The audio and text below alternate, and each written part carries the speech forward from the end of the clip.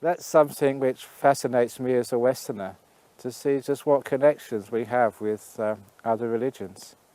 I think that maybe came when, a long time ago, when I was looking at philosophy, Western philosophy, you read such statements. I think it was from even Pythagoras, who didn't just do his trigonometry theorem, but was actually a philosopher.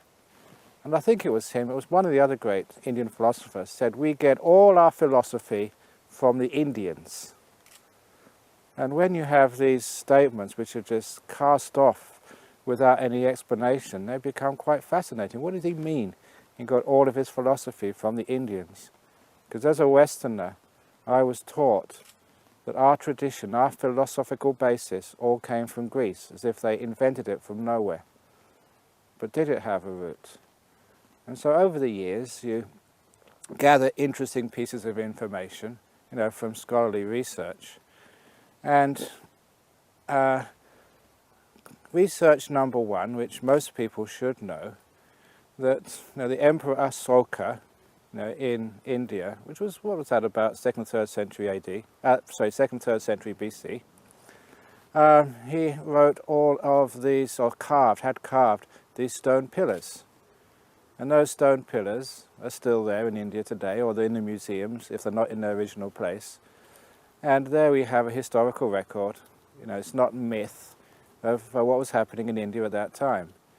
And he did carve in those stone pillars that he did send monks over to Egypt, to the Ptolemies. So we know that he actually did send monks over there. So what's the evidence in the other end?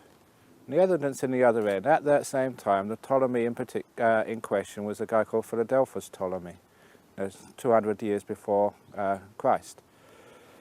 And he was one of the Ptolemies, very successful ruler, who also built a port on the Red Sea to take the trade from India, a new port, because there was a very well-established trade route from the port city of Soparaka, just not so far from present-day Mumbai, which went across the Persian Gulf.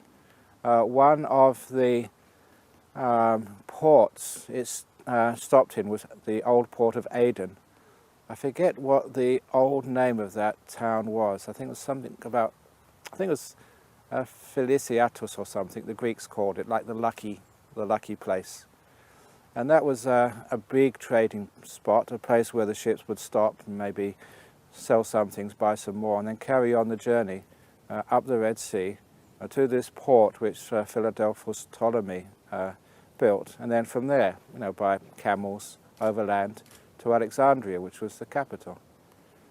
And there are historical records that in that port of, now we call Aden, there were many Indians who were there, a big Indian community. And more importantly, in this port in southern Egypt, there are gravestones from that particular time of Indians who were the representatives of trade in that area.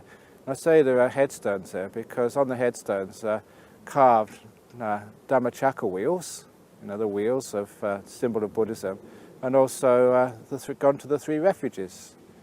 Now these are Indians, these are Buddhists, who were there in India, obviously in some numbers, at the time of Philadelphus Ptolemy. And he also recorded in the history of that time, because the Greeks, the Egyptians, they actually recorded things. The Indians didn't record much at all.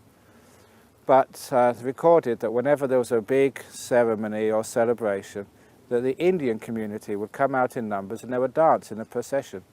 And they mentioned the beautiful Indian dancers. So Indians were very much part of the community in Egypt. And Asoka sent over his monks there as well. Now, as those monks, there's not much said between those 200 years and about, 4 AD, when Philo of Alexandria, a local boy, started writing about the life and times in that great city, the capital of Egypt. And he mentioned in that city there was a great monastery on the shores of one of the lakes. And that monastery had these monks and nuns called the Therapeutae. And this is where we get the English word therapeutic from, and therapy, from these amazing monks and nuns who were there in Alexandria 2006 years ago.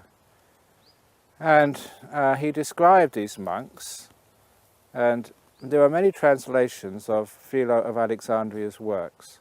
But as you all know, when you do have a translation, the translator adds a lot into what they're translating. So when I got interested in this, I did ask a monk who was with me in Thailand, who was fluent in ancient Greek, and was about to visit his family in Bern. And he had time, and I asked him, if you got a free afternoon, can you just check this out for me? And he did. He went to the library and got a copy of the original Greek. And he wrote back to me a letter. And I remember his words. He said, when you asked me to do this, I thought this was just another stupid errand. But now I've looked at the original. This is, in his words, a dead ringer for Buddhist monks. They were vegetarian, they had bald head, they wear brown robes, and they did this service every moon day, on the 4 days of the moon. And he said that this was Buddhist monks. And many other people have understood that they were Buddhist monks too.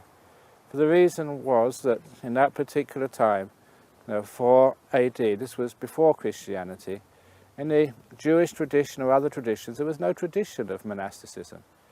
That just was not there. Even today, rabbis tell me that if a rabbi is not married, they are not regarded as respectable, and their teachings are not listened to. The idea of celibate monks and nuns, especially bald-headed, was actually pre-European culture. So the evidence is quite strong that theirs were a group of monks, and Therapeutae, many people have noticed that that particular word can be traced. Terra, P's, B's and V's become interchangeable when the language moves from east to west. For example, the town of Varanasi is now Benares. The V is changed to B. And so the P's and V's and also the T's and D's get changed. And many people said that there is a very strong argument that that was Therapeutae was Theravada. It could also be the Theraputa, which is Pali, the Sanskrit Putra, Pali Puta, for the sons of the elders. So whatever, there is a strong suggestion there that that was even linguistically, etymologically rather, Buddhist monks at that particular time. And they were highly respected.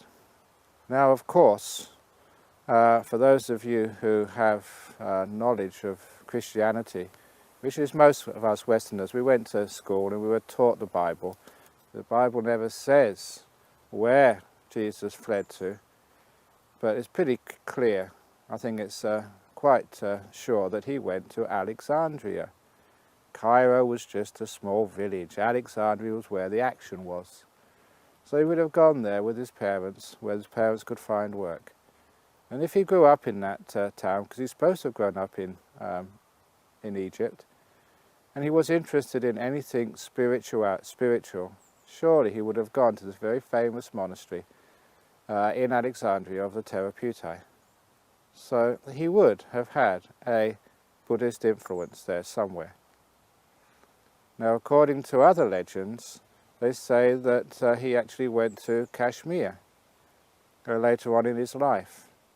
And the evidence for that comes from a count, I believe he was a German-born count, who was trekking in the western part of the Himalaya mountains, in the province of Ladakh. I think this must have been about 1948, 49 or something. I'm not quite sure of the dates there. But he had a fall in the snow, broke his leg, and the only place he could go to recover was the local monastery in the town of Leh. And being holed up there for many weeks, many months, as his leg healed, he asked to see the local library, the library in the monastery. You know, he could read Sanskrit.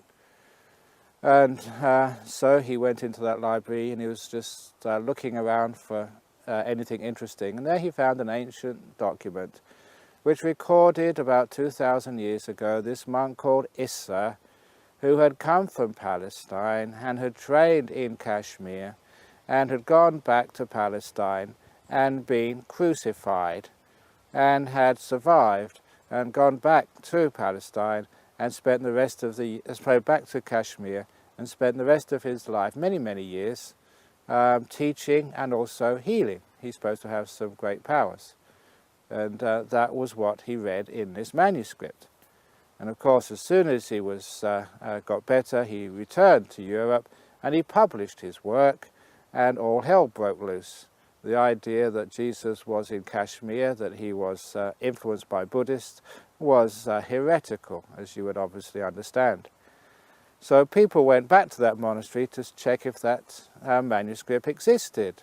But unfortunately, this was after 1951, or 53, I forget, when the Chinese invaded Tibet, and the abbot was absent from the monastery. He'd gone into Tibet and hadn't come back. And the second abbot refused to open up the library without the abbot's permission, and so this was a stalemate. And this was like this for many, many years, because I know when I became a monk, I knew this story, and they still hadn't checked whether the manuscript was there or not. But then, you know, after in the late 1970s, they finally realized the abbot was not going to come back. He was dead. He must have died in the Chinese occupation of Tibet. And they decided to appoint another abbot and therefore open up the library. And of course the scholars went in there and the text exists. It's there. So it's true. And then, is it reasonable that such a thing would happen? You know, if a Jesus or an Issa did become interested in Buddhism, because he went to a monastery in Alexandria in Egypt, then it was more than likely he would be sent to the center of Buddhism in that time. And the center of Buddhism 2,000 years ago was in Kashmir. That was where the Buddhist emperor Kanishka, who was one of the most famous of the Buddhist emperors, had his capital. And it was in Kashmir. That was the center of the Indian Empire 2,000 years ago. So he would have gone there. That was the central place for Buddhism. That's where he would have gone. And that's actually what the text says. And of course, there's also the last piece of little evidence is there has been a long-standing tradition that Jesus' body is buried in Kashmir. This Jesus' tomb. And this has been looked after by Muslims for centuries, and the word has gone around this is where this Jesus was buried. That particular area is called Yusuf, which is, Yusuf, Jesus, these are all the same words. The words change as you go from country to country, but this is the word. And Yusuf was a very holy man, and he, exactly the same story as was in this little text found in the library of the Buddhist monastery in Leh. And apparently that recently the BBC did a documentary about this, and I saw it on Channel 4 BBC. Actually, I saw it on YouTube. And in that documentary, they went to see this ancient tomb. And apparently there is a Muslim saint who's been buried on top of this, maybe Jesus. So they can't excavate, they can't dig and find out any archaeological evidence from this tomb or from this box in which Jesus was supposed to be. But an interesting part is that in this very little shrine where Jesus is supposed to have been buried, the only memorial to Jesus, the so-called Jesus, is a metal footprint. And this is supposed to represent this Jesus buried underneath.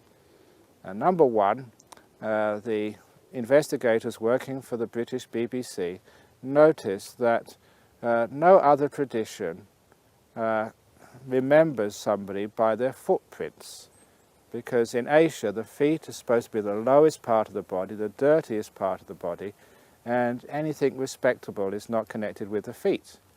And here we have a footprint of this great saint. And as we all know, footprints were one of the signs of the Buddha. You can go to many, many places, and the footprints of the Buddha, real or imaginary, are actually worshipped by the Buddhists. It is a very Buddhist way of remembering somebody. And the other thing which they noticed, that on these footprints there was engraved scars on the feet, which were also quite strange. And they looked and saw, from sort of physiologically, from medicine, that if you were crucified and the nails were put through your feet, that would be the scar which would be on your feet. So they said that's some more circumstantial evidence that that person buried there was actually crucified. So that's the evidence. Circumstantial.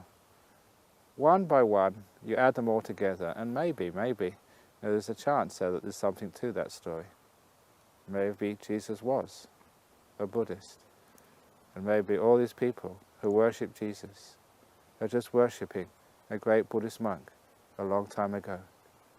So maybe the whole of Christianity is just people who worship a great Buddhist monk.